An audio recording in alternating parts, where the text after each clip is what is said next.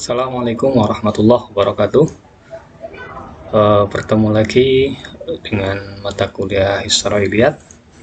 Pada kesempatan kali ini kita akan melanjutkan pembahasan kita, yaitu terkait dengan Israiliyat. Yang akan kita bahas di sini adalah pembagian dari Israiliyat dan bagaimana hukum meriwayatkan Israiliyat. Oke, ini beberapa yang akan kita bahas pada kesempatan kali ini. Yang pertama, kita akan bahas bagaimana pembagian atau klasifikasi dari Israiliyat.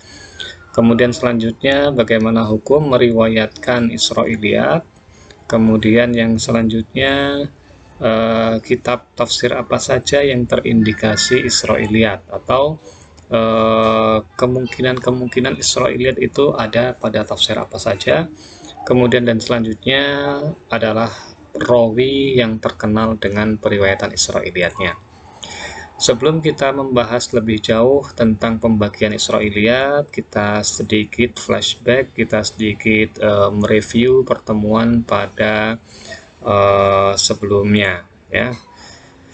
Sebagaimana yang kita ketahui bahwasanya Israiliyat yang kita maksud dalam konteks penafsiran Al-Quran ini adalah kisah atau cerita dongeng-dongeng kuno yang sumbernya ini adalah dari ahli kitab, atau yang sumbernya ini dari Bani Israel, Yahudi maupun orang-orang Nasrani. Atau ini kalau menurut Husain Al-Zahabi, ini menambahkan cerita-cerita palsu, ya, cerita apa saja yang disundupkan oleh musuh-musuh Islam yang sumbernya itu tidak diketahui kebenarannya, ya. Ini adalah Israiliyat yang dimaksud dalam konteks penafsiran Al-Quran. Oke, selanjutnya kita akan membahas tentang pembagian daripada Israiliyat, ya. Dari beberapa pembagian Israiliyat ini kita bagi beberapa klasifikasi.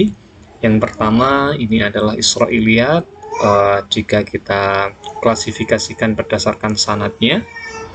Kemudian kita klasifikasikan berdasarkan maudhu'nya, isinya, temanya yang dikaji Israiliyat itu apa saja. Kemudian selanjutnya adalah berdasarkan sesuai tidaknya, ya, Israiliyat itu dengan syariat Islam. Yang pertama adalah berdasarkan sanadnya, ya. Ini ada 3. Ada Israiliyat itu yang sanad maupun matannya ini adalah sahih. Kemudian ada lagi Israiliyat yang sanad atau matannya itu dhaif, dan juga ada pula Israiliyat yang sifatnya itu maudhu', ya. Ini pembagian yang pertama.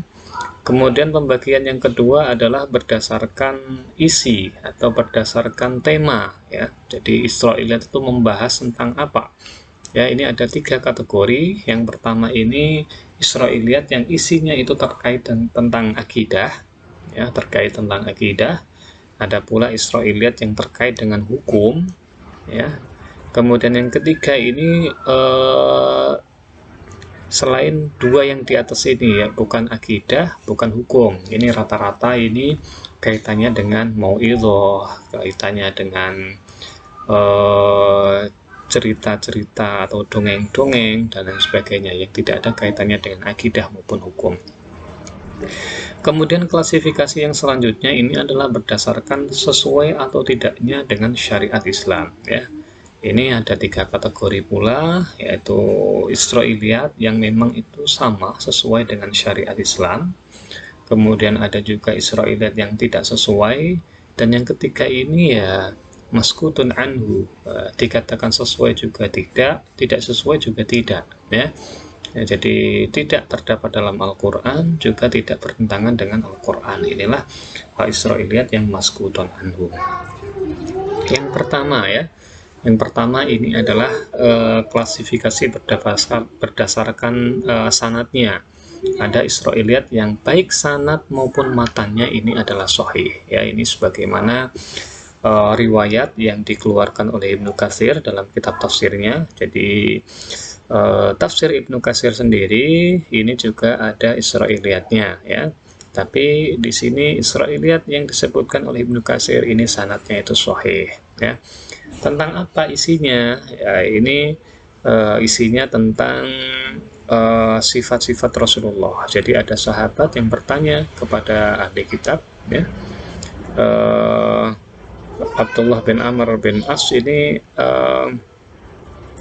ya, beritahukan ya, Atha itu pernah bertanya ya, beritahukan kepadaku tentang sifat Rasulullah yang terdapat dalam kitab Taurat ya. Ini kemudian dijawab bahwasanya sifat-sifat Rasulullah yang ada dalam kitab Taurat ini sama seperti sifatnya yang disebutkan dalam Al-Qur'anul Karim. Jadi riwayat ini ya, riwayatnya ini adalah riwayat sahih ya. Memang ada keterkaitan ya antara Al-Quran dengan kitab Taurat maupun kitab Injil ya, karena pada dasarnya semua itu adalah kitab yang bersumber dari Allah Subhanahu wa Ta'ala. Jadi isinya tentu saja ketika tidak dirubah harusnya itu adalah sama ya. Sifat yang disebutkan dalam Al-Quran terkait dengan Rasulullah ini juga sama yang disebutkan di dalam kitab Taurat. Ini riwayatnya adalah sahih. Ini Israiliyat yang sahih.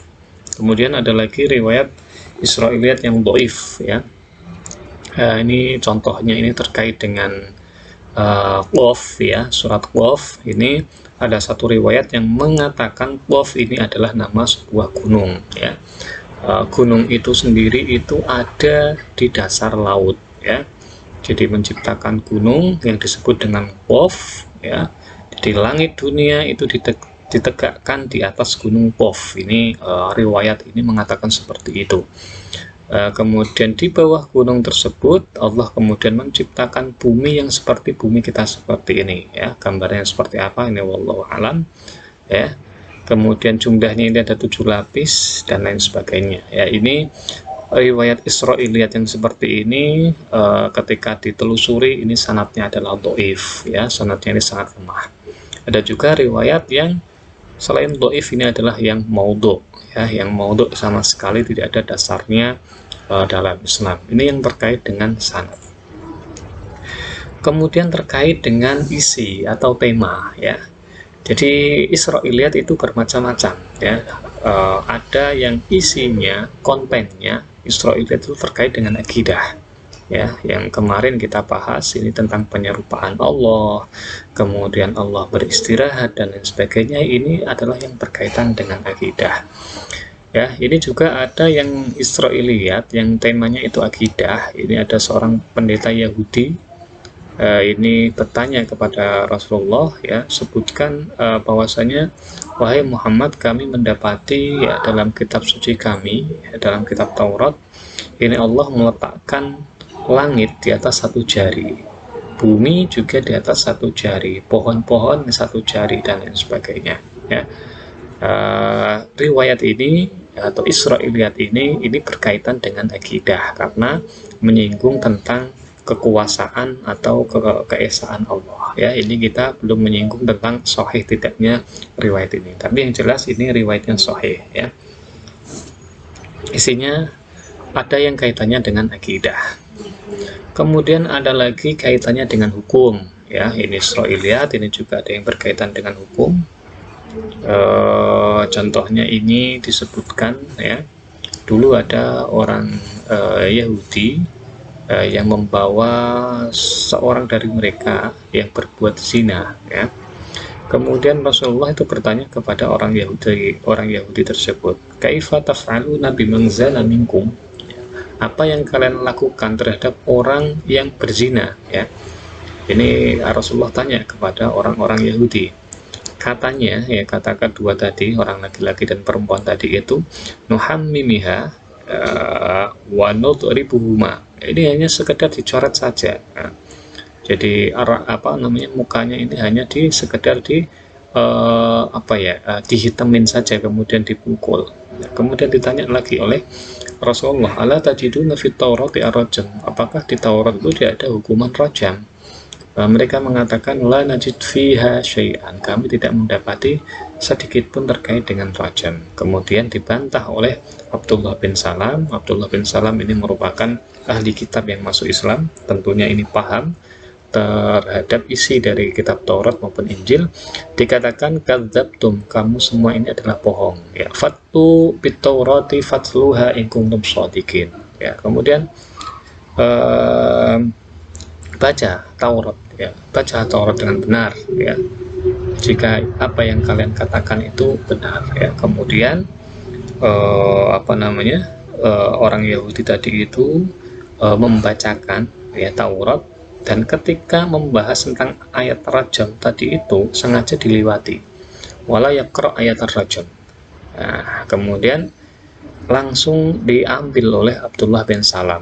Qala ma hadhi, apa-apaan ini ya, apa-apaan ini kemudian ditunjukkan oleh Abdullah bin Salam, ini ada ayat tentang rajam ya. Ini berarti Israiliyat ya, yang kita maksud di sini itu ada yang kaitannya dengan hukum ya, salah satunya itu terkait dengan rajam. Kalau yang tadi itu Israiliyat isinya tentang akidah, isinya tentang kekuasaan Allah Subhanahu wa taala.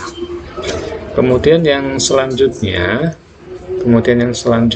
ini adalah Israiliyat yang isinya itu tidak terkait keduanya ya, bisa berkaitan dengan ayat-ayat kisah dan lain sebagainya. Ini salah satu contohnya ya, ketika Allah Subhanahu wa taala memerintahkan kepada Nabi Nuh untuk membuat bahtera, fasnail fulka ya,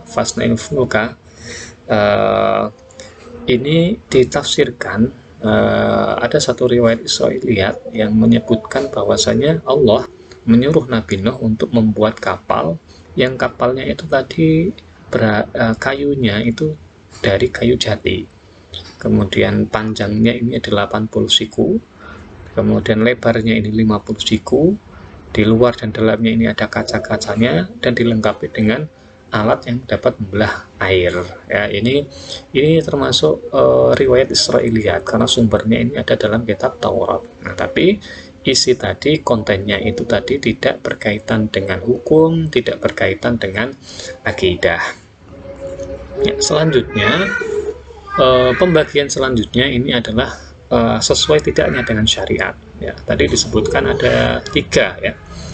Ada Israiliyat yang sesuai dengan Islam, sejalan dengan akidah Islam. Contohnya apa? Contohnya sifat-sifat Nabi Muhammad ya. Ini juga disebutkan dalam kitab Taurat maupun kitab Injil. Jadi Israiliyat ini juga ada yang sama isinya dengan syariat kita ya, karena pada intinya itu sumbernya satu dari Allah Subhanahu wa taala. Taurat ini adalah kitab yang diturunkan kepada Nabi Musa, Injil ini juga kitab Allah yang diturunkan kepada Nabi Isa. Sumbernya ini sama. Jadi Al-Qur'an, Taurat, Injil itu pasti sama sebelum dirubah. Jadi memang ada kesamaan. Jadi ada Israiliyat yang memang sejalan dengan agama ajaran syariat Islam. Kemudian ada yang tidak sesuai, contohnya yang kemarin ya, ada yang Allah itu kemudian istirahat, ada nabi yang kemudian minum arak, kemudian ada nabi yang melakukan tindakan yang amoral, melakukan perbuatan zina dan lain sebagainya. Ini Israiliyat, kisah-kisah Israiliyat yang tidak sesuai dengan syariat Islam. Ada juga kisah Israiliyat ini yang kemudian maskutun anhu ya, dikatakan sesuai juga tidak, dikatakan tidak sesuai dengan tidak. Ini contohnya itu tentang Raja Namrud ya, kisah tentang Raja Namrud yang diserang nyamuk. Ini diceritakan secara lengkap dalam kitab Taurat tadi ini ya. Dalam Al-Quran ini juga tidak mengiyakan ya, karena tidak disebutkan. Kemudian dikatakan menolak juga tidak, ini namanya maskuton anhu. Kemudian selanjutnya bagaimana hukum meriwayatkan Israiliyat. Hukum meriwayatkan Israiliyat ini secara garis besarnya, ya, secara garis besarnya ini ada dua pandangan. Ada yang mengatakan boleh, ada yang mengatakan tidak boleh. Yang mengatakan boleh ini juga punya bukti-buktinya, punya dalil-dalilnya. Yang mengatakan tidak boleh ini juga punya argumentasinya sendiri. Yang boleh mengatakan boleh, salah satu contohnya, buktinya ini adalah salah satu hadis Rasulullah, "Balighu anni walau ayah," sampaikanlah dariku meskipun itu satu ayat. "Wahaddisu an Bani Israel," ceritakanlah apa yang kalian dapatkan dari Bani Israel, riwayatkanlah cerita-cerita yang berasal dari Bani Israel, berarti menceritakan tentang Israiliyat, wala haraj dan tidak mengapa. Inilah dalil yang dijadikan sebagai pegangan oleh orang yang membolehkan meriwayatkan Israiliyat. Tapi di satu sisi ini juga ada yang mengatakan tidak boleh. Karena apa? Karena ada juga dalil dari Rasulullah yang mengatakan la tusaddiqu ahlal kitab wa la tukadzibuhum. Ya, jangan kamu percaya ahli kitab itu, ya. Ahli kitab itu banyak yang menyelewengkan. Ahli kitab itu banyak yang telah mentahrif kitab-kitab Allah.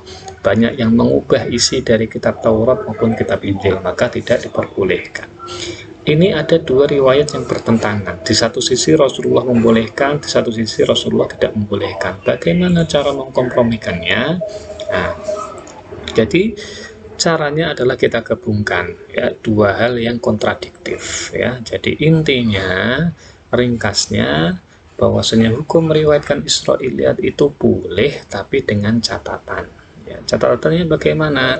Setiap riwayat Israiliyat yang sifatnya itu kok sesuai atau dibenarkan dengan syarat, maka itu diperbolehkan. Dan sebaliknya, jika riwayat Israiliyat tadi kok bertentangan dengan syariat Islam karena sudah banyak yang ditahrif, maka tidak diperbolehkan. Dan selanjutnya, ketika kok itu maskutun anhu, ya, bertentangan juga tidak bertentangan juga tidak, maka sikap kita ya la nusaddiquhum wa la nukadzibuhum, tidak boleh mempercayai, tidak boleh mendustakannya, dibiarkan saja. Ini saja sedikit penjelasan tentang Israiliyat, mengenai kitab-kitab apa saja yang terindikasi Israiliyat dan siapa saja perawi yang banyak meriwayatkan Israiliyat akan kita jelaskan pada video selanjutnya. Akhirul kalam, wassalamualaikum warahmatullahi wabarakatuh.